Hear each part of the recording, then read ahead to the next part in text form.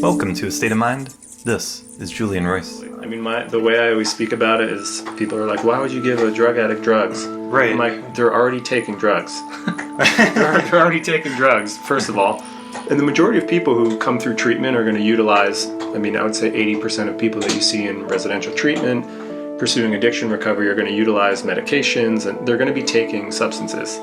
Today I'm speaking with Craig Salerno, but before we get to that, a little housekeeping. My conversation with Craig begins at about the 7.5 minute mark. I want to continue to share messages from our listeners and viewers of this podcast. So I got this message from Braxton in Colorado. He wrote, I friggin', except he didn't say friggin', love Daniel. I'm glad you asked about the body being better or not in terms of our meditation practice. So he's talking about Daniel Ingram, that was the last episode. And he said this in relation to the somatic sensations of our body. And I asked Daniel, is it better to meditate on the body versus other potential objects of meditation? And I thought Daniel did a great job answering that. Basically that any of our sense doors can be taken as the focus of our meditation, and we can progress in that way. But I thought more about this, and that's partly why I wanted to share this message from Braxton, is I've seen many teachers, especially Americans or Western meditation teachers, really emphasize the body. And this is partly a very valid critique of our culture, that it's, quote, too heady, that we've gotten too intellectual, that we tend to be disconnected or disembodied, and how important it is to connect, to re-embody ourselves, to come back to the felt somatic experience of being an embodied being. You know, it's an important part of who we are. But I've also seen a kind of shadow side of this. For example, if a teacher gets asked a question or someone raises a concern, and instead of answering that question or addressing that concern, the teacher, redirects the student back to their body, says something about them being too heady or thinking too much. And, in the worst case scenario, I think that is manipulative. In a kind of cult-like situation, it could be a way of evading or avoiding answering a genuine concern. I've come to the conclusion, in my own understanding, that it's really important to integrate all the different parts of ourselves, all the different facets of our being, to not over or under emphasize any one of them. In terms of the Buddhist tradition, we have the famous saying from the Buddha, which goes something like, as the wise test gold by burning, cutting, or rubbing it, so you should accept my words only after examining them, and not out of just respect or devotion for me. So the Buddha said that in the Jnana Sara Samuccaya Sutra, if I'm pronouncing that correctly. So I've come to feel skeptical of any teacher that is actively discouraging their students from thinking through and contemplating what it is they're teaching. And it is at least a little ironic that we would have that in a Buddhist context, because it's such a core part of the Buddhist traditions to refine our conceptual understanding, and for our conceptual understanding to aid and be a part of our path of meditation. So I just wanted to share a few thoughts about that here. And now for today's episode. I'm speaking with Craig Salerno. He is a therapist living here in Boulder, Colorado. He specializes in psychedelic assisted therapy, specifically ketamine. And he has an extensive background working with addictions, among other issues. He was featured in Goop, which is Gwyneth Paltrow's magazine on health and wellness. He's worked in the ayahuasca tradition in the Shipibo people in Peru at the Temple of the Way of Light. Apologies if I'm not pronouncing that correctly. So this was a great conversation, and please see the show notes for a breakdown of all the topics we cover. That's something that I plan to do moving forward, so you can see what we talk about and you can skip ahead the parts that you're interested in. They will always go in chronological order. They may not always have the exact time that we get to something, just because of the time that would take me to do. And then I just want to give a little bit of perspective here. The problem of addictions, in particular in the United States, is just absolutely massive. And I was doing a little bit of research for this episode. It's something that I did my thesis on when I went to graduate school. We look at organizations like the National Center for Drug Abuse Statistics.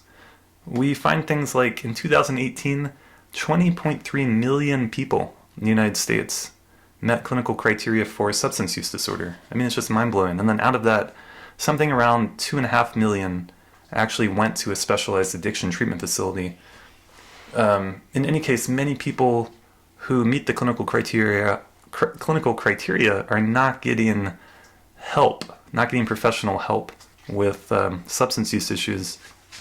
And as I share in this conversation, I worked for over a year in a national addiction center, and it's tough work. And my heart really goes out to everyone going through addiction issues, going through recovery. It can be a really difficult process. And I've just come to an understanding that I think we need to develop new ways of helping people here, that a lot of our existing modalities and ways of conceptualizing this, of treating people, of talking about it, they're not working. And so I saw firsthand how heartbreaking it can be. For example, imagine spending, like, the typical rehab center will cost something like $30,000, $45,000 even, or more. Some of them are more than that. And you're there for 30 days or 45 days or, sometimes 60 or 90 days. And to have that massive of an investment in time and money, in time away from your family, and then to relapse after all that. And I saw that, and it's really difficult to see. And so I think we need new ways of working with this. And I think our national conversation on these topics is evolving in a good direction. The war on drugs has been an absolute failure, in my opinion, and the opinions of many people. It's led to massive incarceration, which has disproportionately affected minorities, especially black people in this country. And that was a large part of the BLM protests last summer, and which are actually still going on. So in this conversation with Craig, we don't really get into the politics, but we do focus on therapy and how psychedelics, such as ketamine, offer new and exciting ways of working with things like addiction, as well as treatment-resistant depression and other issues. And so without further ado, I bring you Craig Salerno.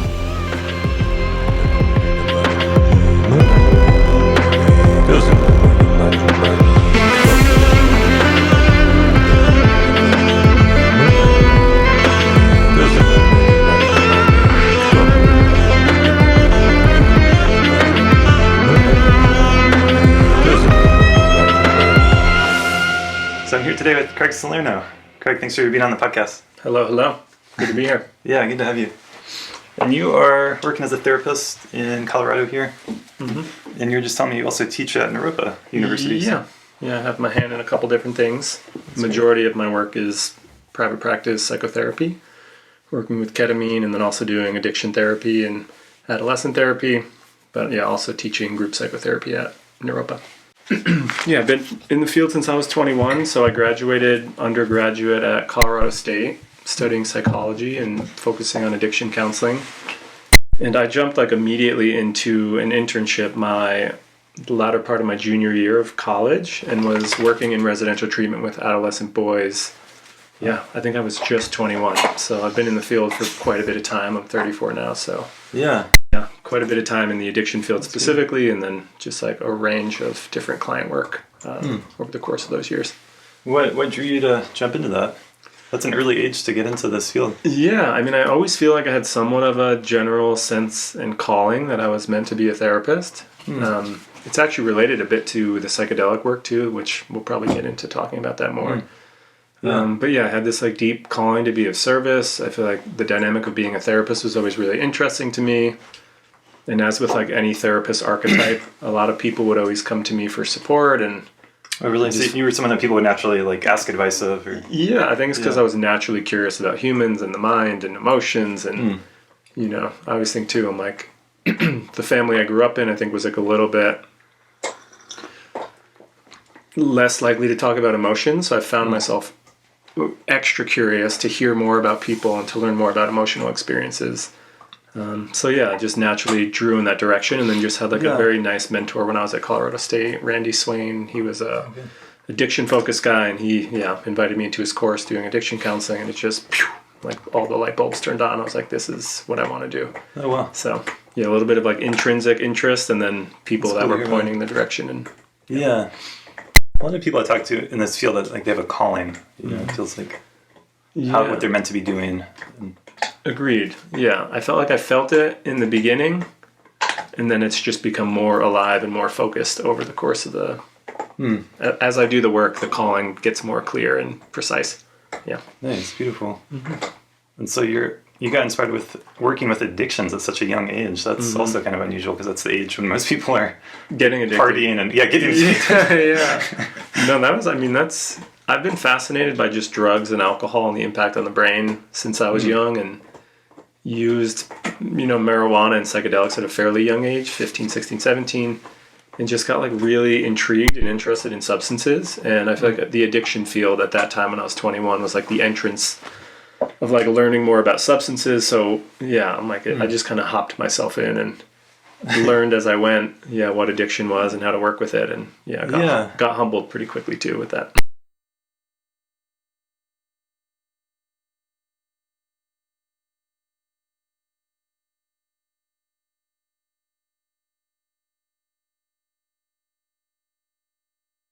New cool thing in psychology. Not that it's even that new, really, but feels new. Like there's a psychedelic renaissance happening. Totally. But then in the field of addictions, that's such a interesting territory because traditionally, like that would be another substance that someone who's recovering from addiction should avoid. Like, do you want to speak to that a little bit? Totally. The way I always speak about it is people are like, why would you give a drug addict drugs? Right. I'm like, they're already taking drugs. they're already taking drugs, first of all. And the majority of people who come through treatment are going to utilize, I would say 80% of people that you see in residential treatment pursuing addiction recovery are going to utilize medications, and they're going to be taking substances. So the notion of psychedelic therapy... But that's a good point. Yeah. A lot of people in addiction recovery are taking... What is it? Things like gabapentin. Yeah, and even, medication-assisted therapy, Suboxone and other things. And I think people forget, these are all mind-altering substances.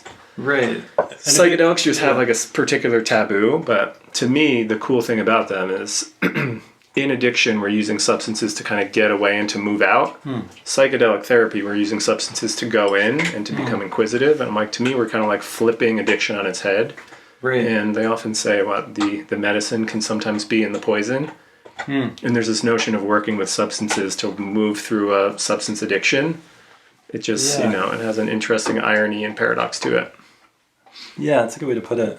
It reminds me of like Vajrayana or Tantric Buddhism or whatever, Tantra in general, where the medicine isn't poison, like we said. Yeah. Like going into something can sometimes be better than running away from it. Totally. But it's tricky territory, like you said. Yeah, it's really tricky. And I've been really interested with how many people are open to it, but I think the immediate impulse when you talk about utilizing ketamine for addiction recovery, most people are like, wait a second, that feels not right, or something about that feels off, and it takes a bit of time discussing how we use these medicines before people say like, oh, that actually makes sense to utilize a substance to go inward, to like reframe the relationship of like, instead of using a substance to check out, you use it to check in. I'm like, there's a really dynamic interplay happening that makes it really an effective treatment. Yeah, and it's in the context, obviously, of therapy. Totally, looking at yourself, and you're with someone in that situation. Yeah. You're not out on your own or in a party situation. I would never advocate they like go and buy ketamine on the street and try to use it. I'm like, there's something about coming into an office, working with a trained professional, and When I saw you give a talk with the NOAC Society a few months ago, I guess it was last summer, and the NOAC Society is like, I guess I don't know that much about it, but they're helping raise awareness around psychedelics and psychedelic therapy. And I asked you a question, and I really appreciated your answer. And it was like around, how do you know if you have an addiction issue with a substance? And do you want to speak to that again? I'm curious what I said.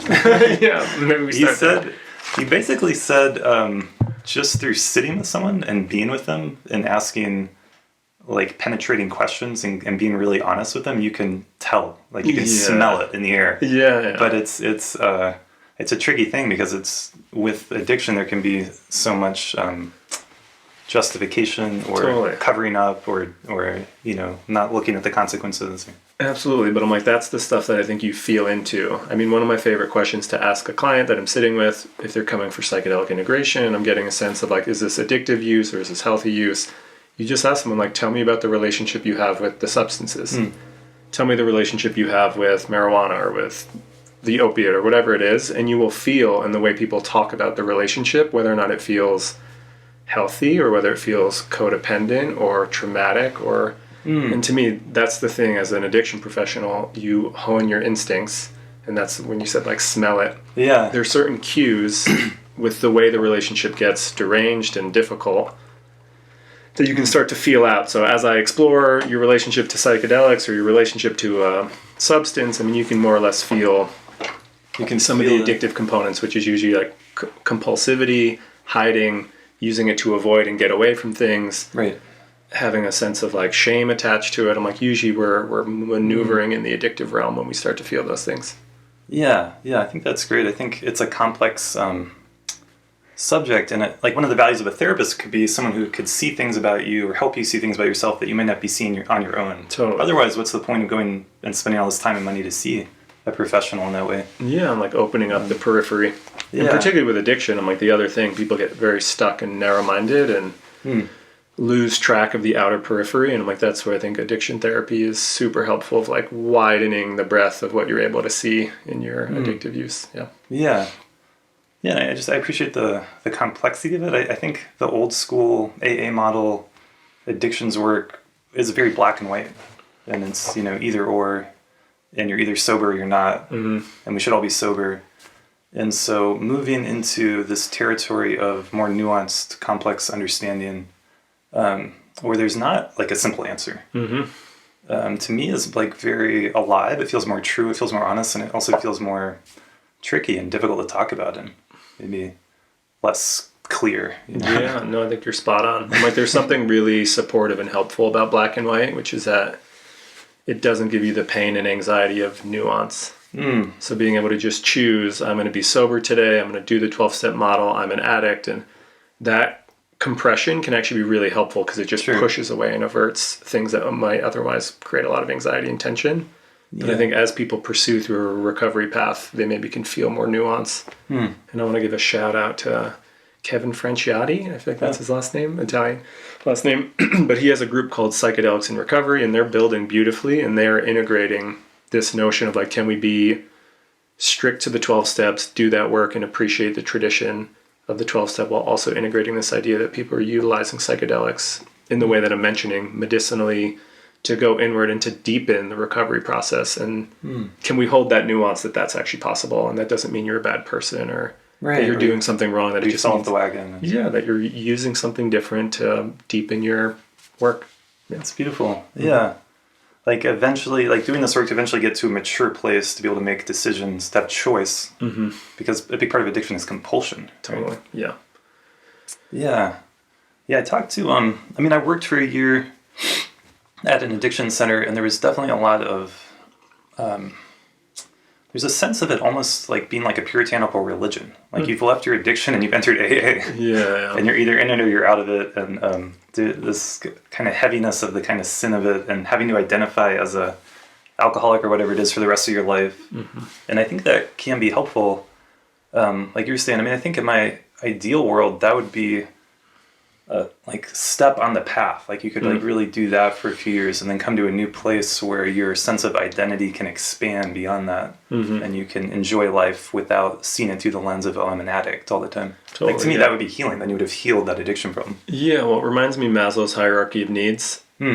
He like had the self-actualization, and then beyond that is like self-transcendence, which is like moving beyond the identities we get stuck in. And to me, that's, I've seen people who push against the 12-step model want to transcend the identity of being an addict, which for some people, like you're saying, early in recovery, that's a really dangerous thing to do. And your addiction will like take advantage of you and tell you like, okay, you did 6 months of sobriety, you could probably use effectively. So I get why like keeping that at bay is intelligent, because a lot of people relapse at 6 months. They think they're fine. They're like, okay, I could probably use a psychedelic or data. And they're, before you know it, they're like deep in their addiction, which is like a tragedy.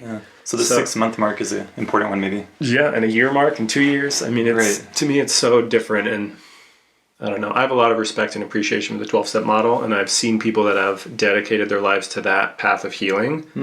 And it's worked and it's effective. And to do anything different doesn't make sense. However, there's a subset of other people that do it, feel the compressed identity, and have a yearning for transcending out of it. Those are the ones that I get really curious about supporting. And beautiful. And it could be actually healthy growth in themselves. It's ironic or interesting that the founder of AA, right, did LSD and had a really profound religious, spiritual experience and wanted to share it in all the AA meetings across America. Yeah. And then the other people in AA were like, hey, this isn't a good idea. Do you know about that? Do you want to speak to it? Yeah, I've heard that Bill's had his... Bill, right? had his experience with LSD, and then I know also with belladonna early in his recovery process. So psychedelics have been infused in that culture. I get it, though. A lot of people don't know that. Yeah. Well, I feel like it's passing around more, like you said, the psychedelic renaissance. I think these stories of how psychedelics have been in our culture and maybe subverted are starting to like come out. And 12-step tradition is no different. It's been in there. But I'm like, this is a good thing to talk about is psychedelics are dangerous. They're not all, it's not all beneficial. Right. There's risks to including it in therapy. There's risks to including it in your lifestyle. And to me, it's good to be mindful of that, but also not to shut it completely out. There's a middle ground here. Yeah, the middle ground, the middle way. I love that. I think that there is danger there. And that's why the stigma around them has been there for a reason. And there's actually danger in something like meditation practice too, or yoga practice, or pretty much anything that human beings can do and get really obsessed about. Holds danger. I mean, even eating a meal could be dangerous if it had food poisoning or whatever, or you're eating the wrong food a lot. But and I think that's something that's going to be on the next podcast episode, just to give a little preview of that, like talking about some of the dangers of meditation, because similar to the way that some people are out there advocating for psychedelics and this will heal the world and we can have peace on earth now. If everyone, if Donald Trump just took mushrooms, everything would be fixed. And I've seen those memes. This kind of, it's funny and maybe there's some truth to it, but there's also a dark side to it. And the same is true with like mindfulness and meditation. So it's good to name that and be honest about it. Totally, yeah. I feel like that's where we get stuck. Those of us that are advocates for mindfulness or, anything, psychedelics, I feel like we forget on our end the nuance. Like, the 12-step model has its tight thing where it struggles with nuance, but us that appreciate and respect them maybe get stuck with this idea of like they're all good, all healing, all beneficial if everyone did yoga and meditation, and it's just not true. It's just not true, right? Yeah. There's no one size fits all for humanity. And totally, yeah. And I feel like that's what we're actually talking about, and I appreciate you saying that. Like the nuance and the middle ground for all of the practices. Yeah. For psychedelic therapy, meditation, for yoga, I'm like, that's why I think working with a therapist is so helpful.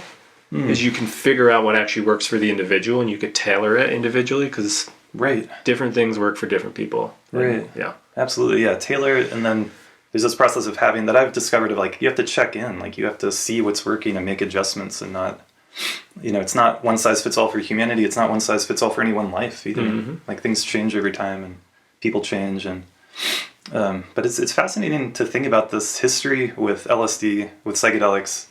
And AA is like one snippet of that, but this when I look at it, the kind of overall arc of the history is like in the 60s was this explosion of enthusiasm and people like Timothy Leary traveling around and trying to give them to everyone.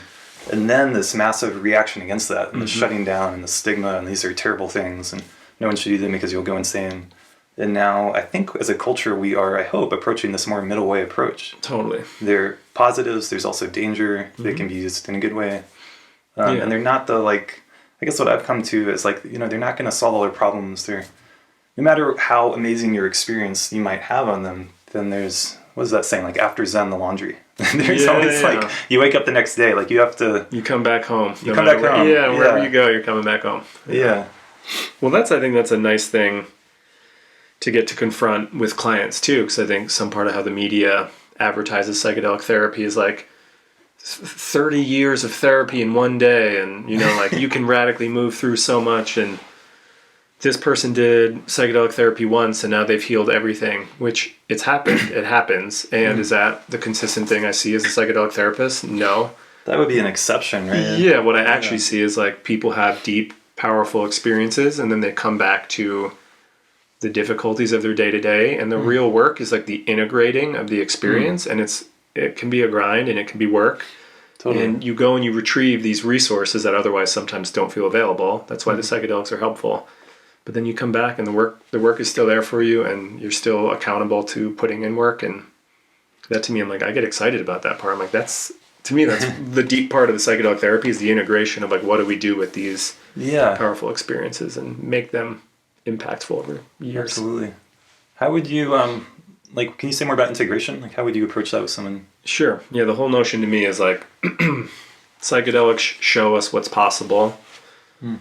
They expose us to parts of ourselves that have been pushed away, locked up, subverted, dissipated. They show us felt sense and experiences that maybe we haven't been able to access. For example, if someone's struggling with treatment-resistant depression, they felt really flat, misaligned, apathetic. They have a psychedelic experience where they feel openness, spiritual curiosities, they feel energy, they feel self-love. The integration process is like, how do we, now that the body and the mind and the spirit knows that that's accessible, how do we bring it into the day-to-day and like integrate that in a day-to-day way? So integration is just, it's almost like mining. We like go in, we find the gems, we do the work, and then we like bring it out and try to find a way to utilize it back in the world, outside of the mining den. I've never used that analogy before, but Oh, really? yeah, That's a good one. Yeah. Or going off into space on a spaceship maybe and bringing something back. Yeah, totally. Yeah, it's like you get exposure and access to something, and then you come back, and how can we integrate it in? Yeah. And you might be integrating a difficult experience, right? It might be something that really rocked your boat that throws you off for a while. Absolutely. I think those kinds of, it's good to know that ahead of time, like we were just saying. And I think as much as I love it, like Michael Pollan's book, How to Change Your Mind, such a great book, but it would be easy to pick it up and kind of glance through it and be like, oh, all I need to do is do mushrooms with a therapist and I'll be healed forever. Like exactly what you were just saying. So to just move to like put more of a warning out there and that there's this range of experiences that could happen and that on that range, like some people really don't have that much of an experience. And then some people who have such a big experience, like it's hard to understand that. Like how could someone take that substance and not be changed forever by it? Yeah. But that's possible too. Yeah, so many different possibilities. I'm just thinking in the ketamine space, some people witness their ancestors building them pottery, which is like a deep, and then some people just feel like, oh yeah, I feel calm and at ease. I'm like, there's so many variants. Good too, right? Yeah, and some people have memory recall from childhood that are really challenging. There's just such a wide array of what arises, and the thing I love about the tradition I was taught in, which is like you trust the inner healing intelligence, and whatever arises is exactly what's needed medicinally. So you learn to just trust the process. Even if you get a small, flat experience, that's something we work with. If you get a big cosmic experience, we work with that. And you just learn this attitude, and it's similar to meditation. Like whatever you find, you work with. You know, if you find anxiety and restlessness, you work with it. If you find joy and openness, you work with it. And you just develop a relationship to whatever arises. Yeah. And then, so you're mostly working with ketamine, is that right? Yeah, ketamine is, the only legal medicine we can work with as therapists right now is ketamine. And if you're working with MDMA, psilocybin, et cetera, they're usually in clinical trials, which I'm not doing any of that work at the moment. Well, another one would be cannabis, right? Yeah, that's true. That. Yeah. I haven't done any cannabis sessions, but some of the providers in the center I work with, Boulder Wellness Ketamine Collective, also do cannabis-assisted therapy. Yeah. Well, and how long would a ketamine session be, usually? In terms of like a single experience? Yeah. We schedule 2.5 to 3 hours. Okay. Yeah, that's a nice thing about working with ketamine as well, in comparison to like the big hitters that keep you in for 4 to 8 hours. Right. Ketamine is like very predictably up and down, usually in around 2 hours. So we usually give 30 minutes to an hour for prep and a little bit of debriefing integration on the back end, but pretty predictable wave of experience. Yeah. Nice. Yeah, I guess it sounds more predictable maybe than some other substances. Yeah. Ketamine is not a substance I have personal experience with really. And it had like a bad reputation or stigma in my mind before learning about its uses with therapy. So do you want to speak to that? Like, how did it come to be used in this way? Do you know much about that? Yeah. Well, I mean, I think most people know the K-hole horse tranquilizer. Horse tranquilizer, that's how I agree about it. Yeah, the classic way we've associated with it. When I was in high school, the kids that were doing ketamine they were kind of, also doing cocaine and all this other stuff. So it's like more illicit. It has generally, I think it brings up this idea of like illicit drug. The curiosity and the funny thing about it, ketamine, when you actually explore how it's used medically, it's like one of the most consistently used anesthetics. Oh, really? Particularly for children, because it's so gentle and because the body knows how to work with it in a very easy way. It's absorbed in the liver, and I mean, it's just a generally low risk medicine, and it doesn't have a lot of negative impact or contraindications. So it's used as an anesthetic, often used in surgeries with children and things like that. It sounds very safe. Yeah, very safe. It's been used, I think, since the 40s or 50s. It's been in medical use for a long time. And I think the way we found out it was a psychedelic was people would come out of these experiences where they were using ketamine to reduce pain or to help put someone under. And people would say, like, I had like a really intense visual experience. And like, whoa, it was spiritual and it was this and there was imagery and there was like a lot of interesting things happening. And then also people started reporting that their mood would change. I feel like way lighter. I feel way better. So they started to learn like, wow, there's an antidepressant quality. There's a psychedelic quality. And then people began using as a psychedelic medicine and bringing the dose range down. So not putting people out. Obviously, we don't want people to be anesthetized. But finding that range where it's psychedelic in nature, you'll get some visual experience. You get the antidepressant quality. Right, so that middle ground again. Yeah. If you go too far out, you might not remember anything? Is that part of it? Yeah, if you dose someone too high, they can come back and say, like, a lot happened. I have no idea what happened. That's when you know you went too far. You find the sweet spot, and that's, again, working. So as psychotherapists, we work with a medical team that gets really into the dosing, and they figure it out, so, yeah. Yeah, it's fascinating. I think memory is fascinating, how the idea that, like, we could consciously experience things and then have no conscious memory of it. To me, that's just such a weird, fascinating thing to think about. It is so curious. That when we get into the realm of psychedelics, it's like you just said, like a lot could happen, and then what you come back and can remember and talk about later might only be 5% or whatever. Totally. I feel like, I've worked in the ayahuasca tradition, and there was one of the group leaders that I talked to of like, sometimes you're privy to what the medicine does with you, and sometimes you're not. So sometimes you'll get to witness it and see and be a part of it, and sometimes you'll get out of the experience and be like, I'm not really sure what happened. And his notion was like, yes, maybe you just didn't need to get privy to what happened. And can you lean into the idea of like trusting that you got what was needed? Trust that. Yeah. Yeah. Well, what kind of things would you recommend like ketamine be used for? I mean, the one area that the most research is done for is treatment-resistant depression. So if you're someone who's tried SSRIs, you've done individual therapy, you tried group therapy, and you don't feel like the depression is moving, particularly like the higher dose intramuscular dosing of ketamine has been shown to be very effective with like shifting out of depressive states. Yeah, have you seen that in your own work? Totally. Yeah. So why is that? What about it? I mean, my feeling with it is if you can imagine like the density of depression and we're shut down and we're like really in these habitual loops and feeling stuck and static, ketamine is like a very cosmic, opening, spacious medicine. So you imagine like going from that felt sense that like nothing can change. I'm stuck. I'm in a rut. I'm in the mud. And then to have like this blast off opening, it just like reminds you like the depression isn't the only thing available. Nice. And then other things are open and available. And you experience something different for a period of time. Yeah, and the way we use it, I mean, particularly with treatment-resistant depression, we'll do 6 sessions in 3 weeks, so 2 a week. That's a lot. Yeah, like increase the dose, and you are really like, I feel like opening a flower or like the lotus flower emerging from the mud. Beautiful. That's really how I see it with the depression. Is there a component of it of feeling bliss or pleasure? Yeah, sometimes. Yeah, just like relief and shifting and changing and joy and openness and spaciousness. Those are a lot of the words that come in. Okay, yeah. I feel like our culture has a funny relationship with pleasure. Like we have this puritanical history and lineage, and anything that brings joy or pleasure is suspect in some sense. And some people go to the extreme of like hedonism, and then some people are the extreme of like kind of denying that or not, so it's judging it. Totally. So in therapy to like open up to the feeling of like feel good, feel pleasure, like that can be such progress, such an amazing shift. Agreed. To like allow that in. Yeah. And hopefully to get be able to allow that in without substances, right? To just find that in your life. And like so many people seem like they're going through life and that's not a normal part of their reality. Yeah. And it's a shame. Yeah, I'm glad you mentioned that. Yeah, a lot of people run into the barrier of like, am I allowed to feel okay? Right. Or like, okay, that was a big experience, but it was with a substance. Is that okay? Or does that mean was it real? Right. Yeah, I'm like all these barriers. Yeah, am I allowed to feel okay? Or like your self-identity, like that's not me, that's not who I am. In some sense, there's some belief or sense of that. Yeah.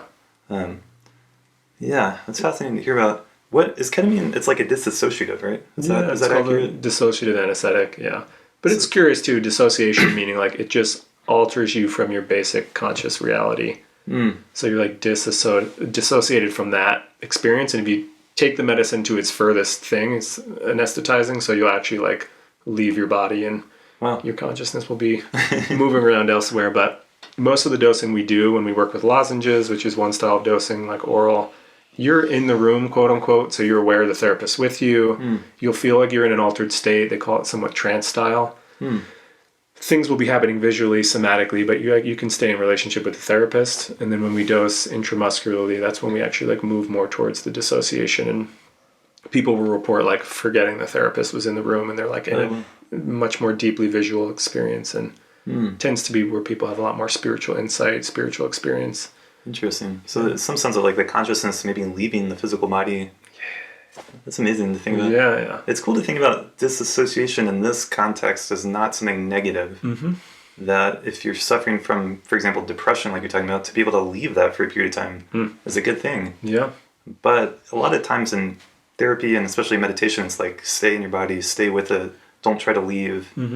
So it's interesting to think about maybe at some points in time it's good to actually let yourself leave. Like, yeah, totally. to not always have to stay in the shit or whatever it is. Yeah, well that's why I think this medicine's really powerful for depression, is like you have permission and availability to get out of what feels like a never-ending stuck looping cycle. And then I feel the same way with why I love bringing this medicine to addiction.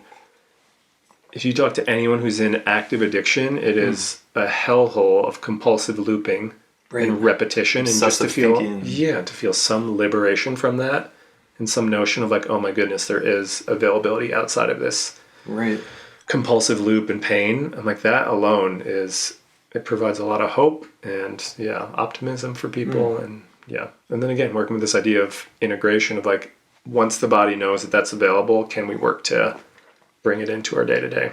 But then that's the role of the therapist, can be so valuable to remember and remind yourself and believe in that other reality that you experience. I think part of depression is that sense that things are always going to be this way, and it feels hopeless, and it's hard to even remember or imagine a time where you didn't feel that way, or imagine a future where you won't feel this way. You know, so it totally makes sense to me what you're saying. Well, I was thinking too, like even good psychotherapy acts as a reprieve, because I can feel so stuck in my depression, like you're saying, lost, this is never going to change. You get in relationship with a therapist who is like open, spacious, available to you, and you can feel a sense of reprieve. That alone is medicinal. And then you add in the notion of a ketamine experience, a psychedelic experience. And to me, it's like this two-wave experience of like being in relationship and contact, and also the blossoming of the psychedelic medicine experience. I'm like, what a potent combo. Yeah. Beautiful. And then you said you haven't worked with cannabis in this way, but some people are. Do you have any insight around that? Not too much. I mean, shout out to Medicinal Mindfulness. They're a group in Boulder that they do a lot of cannabis-assisted therapy. I have my own like personal aversion to cannabis, and I can get into that if that's helpful. But I noticed that I've had a little bit more difficulty with that medicine and the tradition I've been trained in. Like on a personal level? A personal, and just like my experience of like, I don't know if we want to get into this. Sure, no, it's interesting for me. Just the relationship with cannabis and a lot of the people I work with, there's like this never-ending ambivalence of like, I think it's medicinal, but also it feels compulsive. No, I'm really glad you're saying that. It feels helpful for me to hear that. Because I feel that myself, and I've talked with people about it. So. Yeah. And I feel like it's part of the plant. I feel like it has like a trickstery. It's like sometimes it acts as medicine, and sometimes it acts as like an avoidant, anxiety producing, you know, and I see people get stuck in this like really sticky relationship with cannabis that can be really hard to suss out. And just to do a little self-disclosure, like I've been there, like for sure. Totally. And I think I've been thinking about it lately, like I think it's good that it's legal. I'm not gonna, for sure, I think that's great. And I think it can be so medicinal, it can be spiritual, and then like you're saying, it can be sticky, or it can be avoidant, or it can be addictive. I'm just like, in my own experience, I never have someone come to me for therapy who says, I want to, use cannabis more often. But I hear people say, I want to use it less. So that tells you something, right? That's some information. Agreed. And I've never had anyone say that to me, right? One of like, I would like to just use a little bit more cannabis. I mean, maybe it sounds silly, but but it's no, it's a lot of people have this back and forth battle, and I think it's part of the trickiness of it is that it can be healing, like what you just said too. Yeah, it definitely has a medicinal quality, and I've experienced it personally as very medicinal. It was actually one of the first substances I worked with as a young person, and thought it was like immensely helpful and life-changing in my adult relationship with it. I've always felt that like ambivalent like, is this helpful? Is this not? And then just witnessing how many people get stuck in that. And then again, I worked in the ayahuasca tradition with the Shipibo, and they talked about their relationship with that plant, and they're like very connected to the plant energies in general. And they talked about like the sticky quality and how often they could feel it as almost like a cloudiness in one's mind and like an unsureness. Doubt, right? It could increase your doubt or uncertainty. Yeah, I think that can be accurate. It puts so much into context for me, and they had strongly advocated not using that personally for me. So I'm like, I'll just stick to interesting. that. Yeah. Did you travel down there and live down there? I didn't live down there, but I did some work with Temple the Way of Light, which is an ayahuasca retreat center in Peru, outside of Iquitos. Yeah. Cool. Mm-hmm. What was that like? It was great. Yeah. Yeah, it was powerful. I mean, I went twice. The first time I went with a partner, and first time working with ayahuasca medicine, which was like really powerful and unbelievable in the terms. How long were you down there for? I think we were down there 15 days, did 6 ceremonies. Oh, see, that's amazing to me.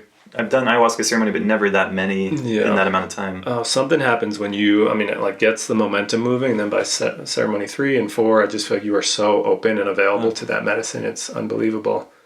And then I went down a second time with a Gabor Mate retreat. Oh, really? Yeah, which again... He's amazing. I saw him speak in the 2017 Psychedelic Science Conference that I told you I went to. Yeah, he's amazing. Incredible character. So I got to sit in ceremony with him and just witness some of his teachings, and to do that in combination with, again, like these indigenous Shipibo healers that have worked with ayahuasca medicine for eons. It was just such a beautiful combo. Yeah. Beautiful. And so you did that, and they gave you that advice personally around cannabis, it sounds like. I think it was generally to the group that they have a tough time with cannabis, but I heard it personally. For me, I just like try to receive what feels, and it just felt very aligned for me, of like, it doesn't feel like my medicine. And do they recommend, if it is something you're using, to stop for a period of time before doing ayahuasca? Yeah, that's advice that they typically encourage you to do a dieta, which includes like no mind-altering substances at least for 2 weeks to a month before you get down there. Yeah, I think that's part of the power of the people experience on ceremonies when you do that kind of cleanse beforehand. Agreed. We do weekend intensives with ketamine, where people from out of state will come in for a 3-day kind of deep dive, and I always encourage the clients coming to do at least a week dieta, which is like reducing sugar intake, maybe changing some habitual patterns, trying to sleep well, trying to meditate a little bit, ingesting different types of media, so maybe cleanse the palate. Yeah, and like come in like as open and sensitive as you can, so this medicine can really go deep. I think it's such an intelligent, again, I love the idea of like integrating the wisdom traditions of indigenous people that have worked with these medicines for eons and know far more than we know, our like Western research model thing. Yeah. And then to recognize like people have worked with these medicines for very, very long times, and have worked with altered states for a very long time, and they have beautiful suggestions for us. Right. I love that. I think that's absolutely true, and it's good to honor that. And in my opinion or belief, like I think that these substances start acting on us in some mysterious way before we take them. Totally. And I've felt that myself, and I know other people have, and I think that's amazing. And so that a week or 2 week preparation period, whatever that is for you, even if you're just thinking about it and having that intention, definitely increases the power. Because we're really talking about the power of our mind, right? Our consciousness. That Totally. Somehow these open up doors, but I feel like a true psychedelic, it's so mysterious. What our typical scientific materialist model of like, I'm this body and I take this substance and it has this effect on me, it doesn't work with something like LSD or ayahuasca. Like it's so unpredictable. The effects are so varied, and the experiences are so different. It's not a 1 + 1 = 2 kind of. Agreed. Yeah, like cannot be captured by some like reductionist attempt at understanding what's happening biologically. You're missing so many pieces, which to me is like the psychological, the spiritual, the emotional. So many layers to these experiences that can't be captured by some reductionist scientific. Yeah. Like finger pointing, like that's what it is. It's like good luck. It will be moving. It's like oil and water. You just can't capture it. Yeah, it's like oil and water. Yeah, it's a good analogy. It makes me think about our whole. Pharmacological industry and pharmaceuticals, and there's part of the appeal with psychedelics and things like Michael Pollan's book is like, oh, this person has depression, that's their diagnosis, and here's their prescription, and then this will fix you. And there's something about life that doesn't work. It doesn't fit that. It's never going to quite work. It's never going to be that simple, that easy. Yeah, agreed. Yeah. Well, that's the difficult thing, because I understand this is kind of like the Trojan horse of how psychedelics are coming back into our mainstream as they're going through the doorway of like research, the scientific model, all these like reductionist forms, which to me they help because they prove efficacy, which is important, and they get people to understand, the fact that they're actually medicines, and like you're saying, like it cannot capture the totality of these experiences. and usually, like those you can't predict them, right? Yeah, those models, they just like can't capture the depth and breadth of humans, and how complex they are, and then just the same thing with these medicines, like they're way more complex than looking at what serotonin impact and dopamine impact they have. Right. Because to me, I'm like, they all have other markers, spiritual markers, emotional markers. Yeah, something else going on. Yeah. Even if we had the perfect measuring system to measure all the chemicals in our brain and system, that doesn't tell you what the experience of the other person is. Yeah. Mm-hmm. It's going to tell you something. It's not like useless, but yeah. Again, I keep thinking of the Shipibo leaders too. A lot of people get really into like, well, I want a full cup, and can I get this dose? And they just they're like, it's not how it works. It's not dose dependent.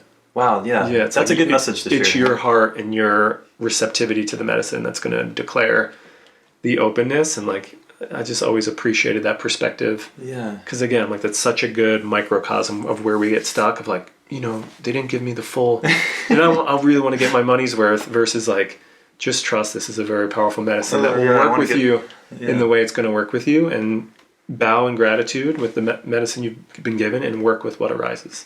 And like trust. Yeah. Just such the the antithesis of the Western mindset. Yeah.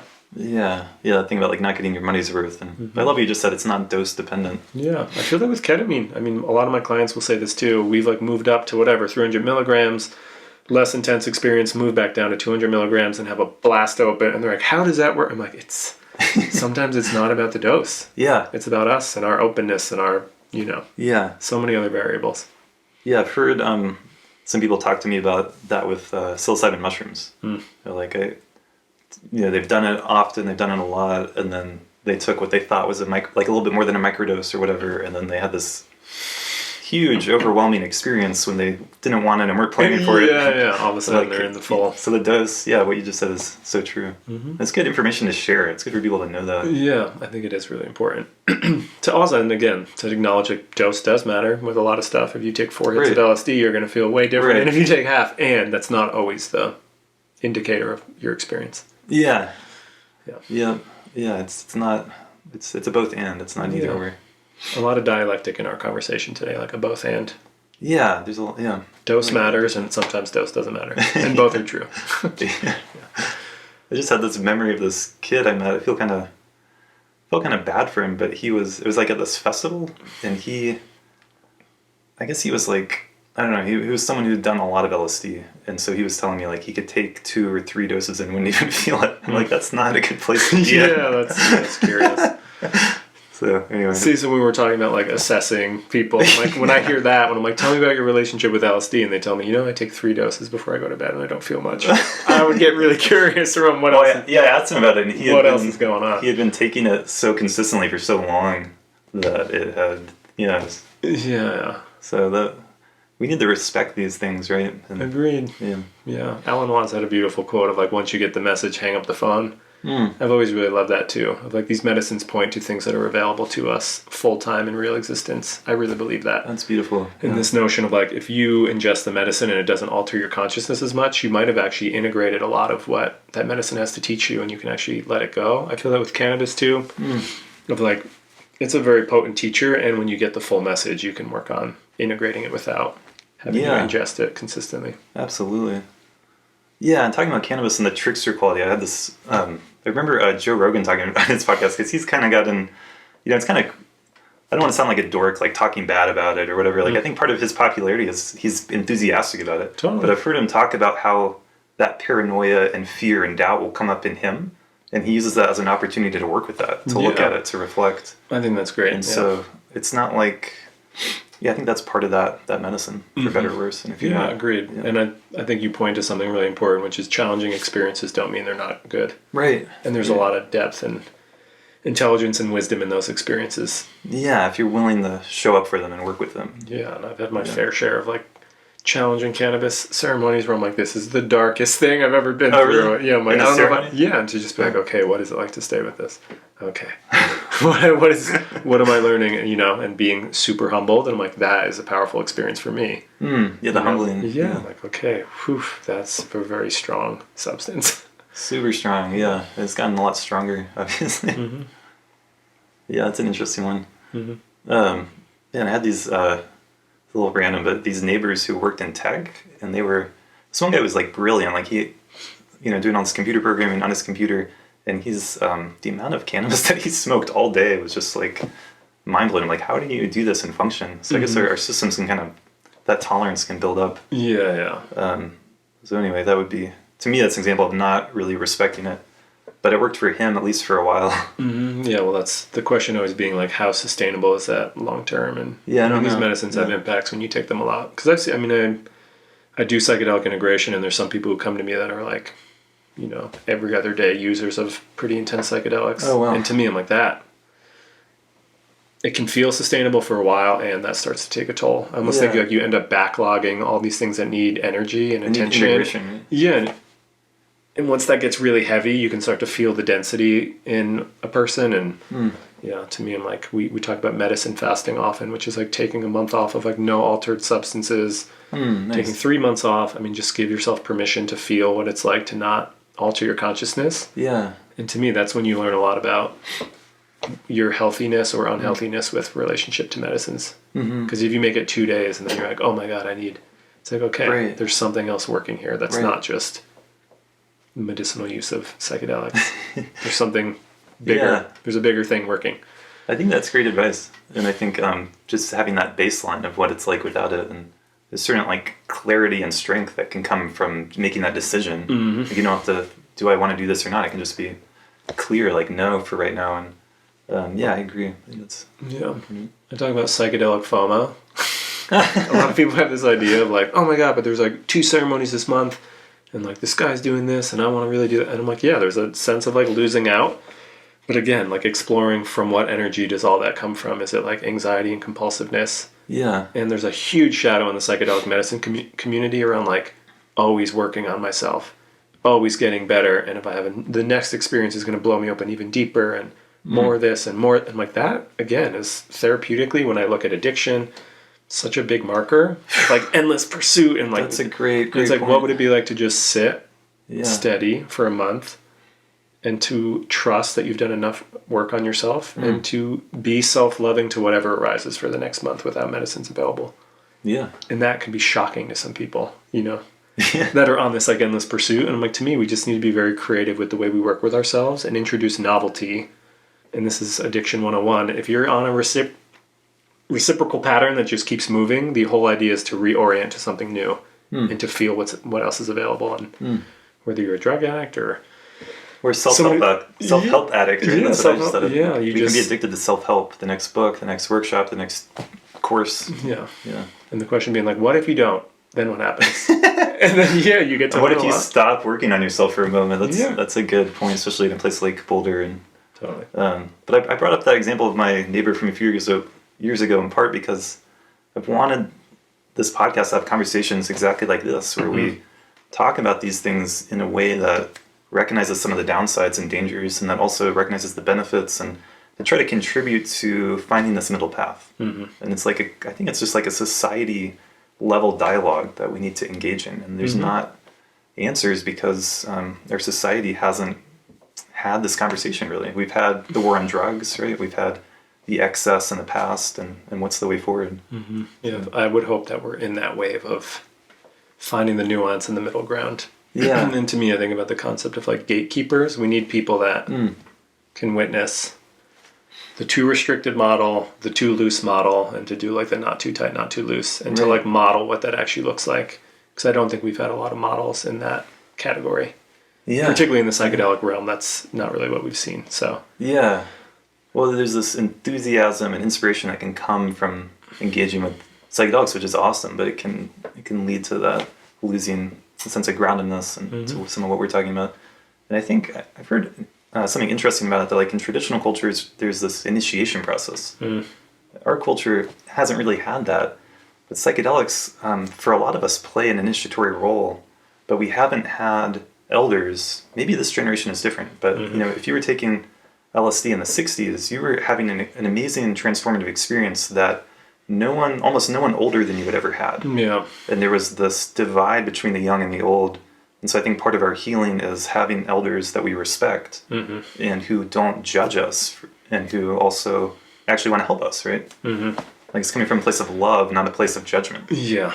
What a big vacant spot. Yeah. I think needs, again, this notion of like wise elder holders, finger pointers pointing in the right direction, modeling. Yeah. Like it's such a big piece of this world. I think too, I've had so many inquiries from parents of like 15, 16, 17-year-olds being like, are we allowed to do psychedelic therapy with people this young? I feel like my son or daughter's interested in psychedelics, but interesting. I would like much rather have them do it in the context of something like this as opposed to... Yeah. And I'm like, it's neat that people are even asking these questions. That's beautiful. Yeah. But this notion of like, can we hollow out a bigger space for people to explore and examine in a safe...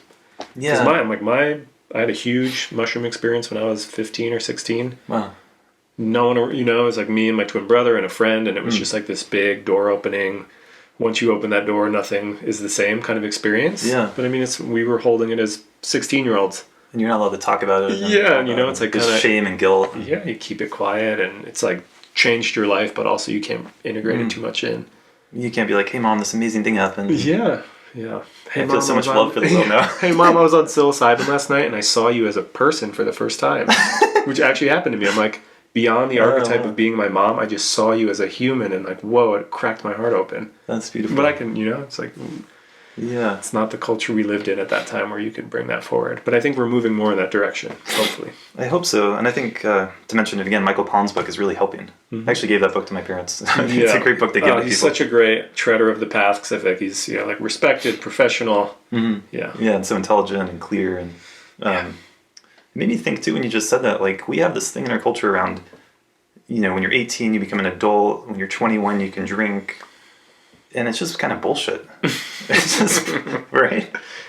Like, it's just this arbitrary number. It makes no sense that 21 is the drinking age to me. It makes, I think a lot of people are needing this initiatory experience when they're 16, 17, maybe 15. I don't know. I don't think it's about a number. Me neither, yeah. There's like an emotional maturity point where I think it makes sense. Yeah. This one thread. Advocating psychedelics for adolescents is always dicey. But I agree. I'm not saying that. I'm just saying it doesn't even have to be psychedelics, but like an initiation process. Yeah, it's kind of a separate question. Rite of passage. Rite of passage is missing. I wrote an article called Psychedelics is Rite of Passage. Beautiful. And how rare it is that we get an opportunity to transcend out of an old identity and to like leave a bit of ourselves in the past and to pursue something new.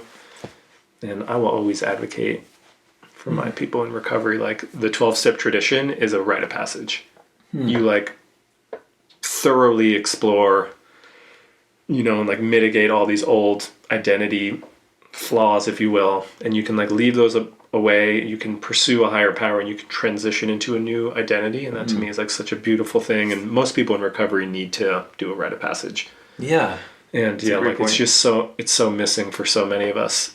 Absolutely. Unless we've had like a really traumatizing experience, and then we feel like we need to do a healing journey. That is a rite of passage in itself. But for the average bear, no high trauma, I think that's where psychedelics can be an interesting form of rite of passage to help us transition out of old identities. Yeah, and throw you in the new territory.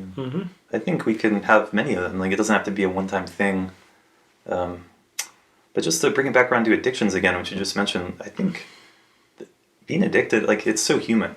When I look back at the words of the Buddha from 2,500 years ago, like the original ancient, basic Buddhism 101, he's talking about addiction. He's talking about like holding on to something, be it your self-identity or pleasure or aversion, or it's just. So I think taking addiction out of the realm of like, oh, that's those people over there, and like looking at yourself. Yeah, like we all have addiction. We're all on the continuum. I think we all have the same affliction. It looks different for everybody. And to me, like substance abuse and that level of dependence has a very particular identity to it. And there is something very particular to that specific addiction. And I think we're all on the scale in some way. I'm like, the second noble truth is like the truth of suffering being attachment. I'm like, that is addiction. That's addiction. Yeah, I wrote my master's paper on that of just like... Oh, really? That's awesome. Yeah. because I ran into someone like, do you identify as an addict? I'm like, no. And they're like, well, how can you work with addicts? And I was like, well, what makes you think you're not an addict? Like what a presupposition that we're not all inherently addicted and can't experientially understand what people are going through. Because from my point of view, yes, there's very specific things with substance abuse that unless you've delved in that path, you're not going to know. But the experiential component of that compulsive subset of what addiction truly is, we all got it. And to me, like the deeper you can get it, like attuned with your own attachment and struggle with your own attention and struggle with your emotional impulses, you can sit with anybody and humanize that experience. So absolutely. Yeah. Did that make sense? Yeah, totally. So again, I'm like what you said about Buddhism to me makes a lot of sense, because that notion of passion, aggression, ignorance, and like that, if you can get deeply in touch with that in yourself, it doesn't matter what kind of addict sits in front of you, someone who's addicted to exercise, substances, sex, gambling, food. Yeah, food. If you're in touch with it in yourself, you will be able to empathize and deeply understand anyone you sit next to. Yeah. And to me, I get really passionate about quote unquote non-addicts understanding like, you got it too. And you can humanize and understand. Right. We all got it. Yeah. I think that's a good point. I think your point about like self-improvement could become that or be that on some level, or even just like ambition, career, or school, or whatever it is. Your cell phone, my God. Technology. Oh, that was on our list of things to talk about. I mean, that's to me, I was somewhat moving us in that direction. That to me is the biggest experiential way of understanding what addiction looks and feels like. Thank you for listening and for tuning in. We have part 2 of this conversation with Craig coming up soon, in which we discuss social media and the massive impacts that has had on our mental health, personally and collectively. That was fascinating.